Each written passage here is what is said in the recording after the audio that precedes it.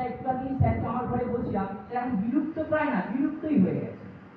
আমাদের সময় যেটা কলেজে লাইব্রেরিতে বা ডিপার্টমেন্টাল লাইব্রেরিতে বসে নোট করছি, সেটা এখন পাওয়াই যায় না। তো লাইব্রেরি আছে, বিদ্যালয়ই আছে।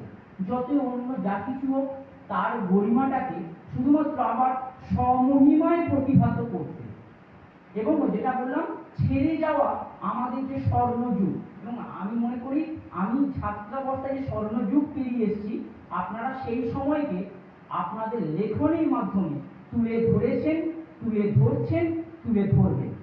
কারণ একজন কবি শুধুমাত্র তার সময়কে তুলে ধরেন, আমি যেটুকুনি সাহিত্য বুঝি, এমনভাবে রেখে যান তার ছাপ, পরবর্তী 50 বছর পরও কি আরো বহু বছর পরও শ্রোতা পড়ে বুঝতে পারে, ছুঁতে পারে সেই সময়।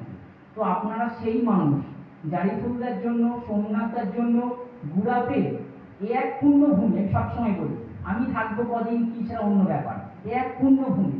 কেশবচন্দ্র নাথ থেকে শুরু করে অনেক প্রতিযশা মানুষের এখানে বিচরণ হয়েছে।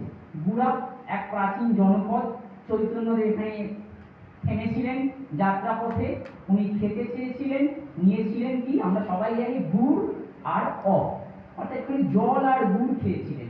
সেই থেকে যে সৃষ্টি হওয়া গুড়া, আমি বলবো আজও, আমি যেমন নিজে একটি শহরে থাকি, কিন্তু কোথাও চাকরি যে করি এখানটায় গর্বের সঙ্গে মাথা উঁচু করে করি, যেখানেই পরিচয় দিই গুড়া পার্ক ইনস্টিটিউশন আমার পবিত্র কর্মভূমি।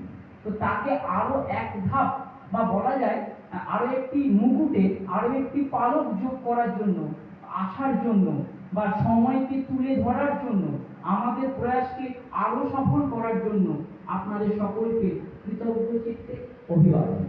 রবীন্দ্রনাথ তো সেই কবেই লিখে গেছেন, ওগো গুণী কাছে থেকে দূরে যারা তাহাদের বাণী যেন শুনি, তুমি থাকো তাহাদেরই জ্ঞাতি, তোমার খ্যাতিতে তারা পায় যেন আপনারই খ্যাতি।